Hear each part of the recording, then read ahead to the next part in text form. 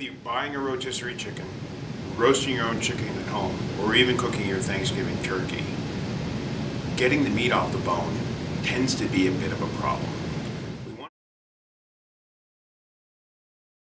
We want to make sure we get as much meat off the bone as we possibly can, because that's the part we want to eat, and we don't want the bone in our diet either. So there's a little trick to boning a chicken where I'll get two perfect halves of chicken ready to go without any backbone or any ribs. This is making it a lot easier to eat. So this is just a nice roasted chicken that's had a chance to cool.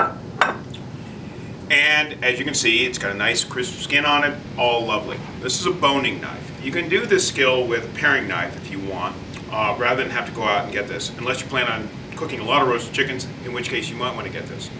The beautiful part about the paring knife is the fact that pretty much what you're going to use is the tip of the knife. This is what's going to do most of the work. So there's a keel bone right there in the middle of the chicken. And what I'm going to do is offset that ever so slightly. You notice it's breast up, head towards me, legs away. And I'm gently just sawing in until I hit some resistance. The resistance, of course, is the rib cage. I'm stopping there. What I'm going to do next is angle the knife out, and I'm going to slide along the wishbone right there. And then just dig in. Prop that open.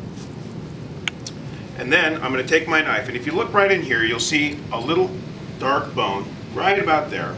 And that's where the shoulder joins in. That's the shoulder joint. So I'm going to put my knife right along that bone that it's coming off of and slide down, and that's going to sever the wing from the rest of the carcass. Flick, flick, flick. Just come in here and flick this open. This is the pelvic bone right here. I'm going to pop that out right there. And you have half a chicken ready to go. Half a chicken ready to go. There's no ribs, there's no backbone. The only bones left in it are the wing bones, the leg bone, and the thigh bone. And if that wasn't enough, we'll just do it all over again. Come right down the other side. Yes, this is a cold chicken, which I happen to love eating anyway. And then I'm pulling it away, and I'm coming in here and taking that off. Then, just taking my knife and just keeping the tip of the knife between the meat and the bone. Pretty simple. When I get down in here, I can just simply take that, and the thigh joint's right there, and it'll pop right out as you pull the chicken apart. Now this little piece of meat right here is called the oyster. It sits right in front of the thigh. It's usually just a little round piece of meat. It's the most tender and juicy part of the whole chicken. Regardless, even if you overcook it, the oyster is still going to be good.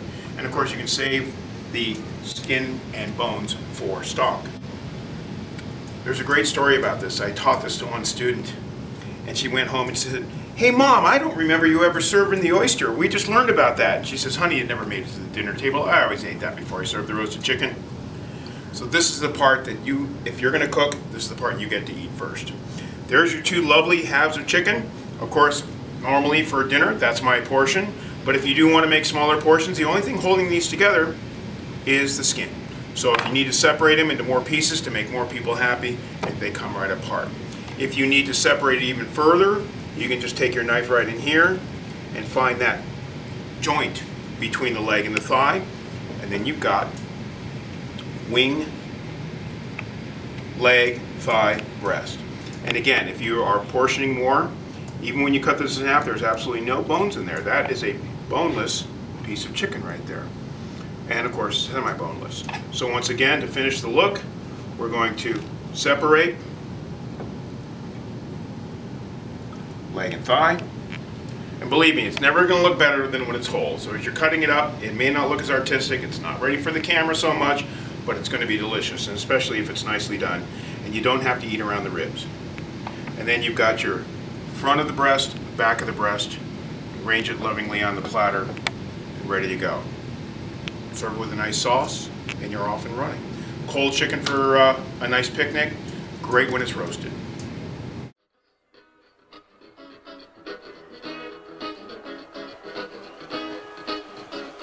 Whether you have never even picked up a knife before, do all your cooking out of the microwave, or you've been cooking for years but want to really solidify your skills, we have classes for you. We have classes for all levels. We have great instructors who are passionate about sharing their knowledge. They'll make you a better cook, regardless of your skill level. We also, because of our 20th anniversary, we're featuring some of Denver's best chefs who are coming here on a weekly basis and teaching some of the most amazing food you'll ever see. Take that beautiful restaurant food and show you how to make it. We have something for everybody, but the most important part is we'll take the intimidation out of it, we'll make it work for you. So come join us and have a good time with us.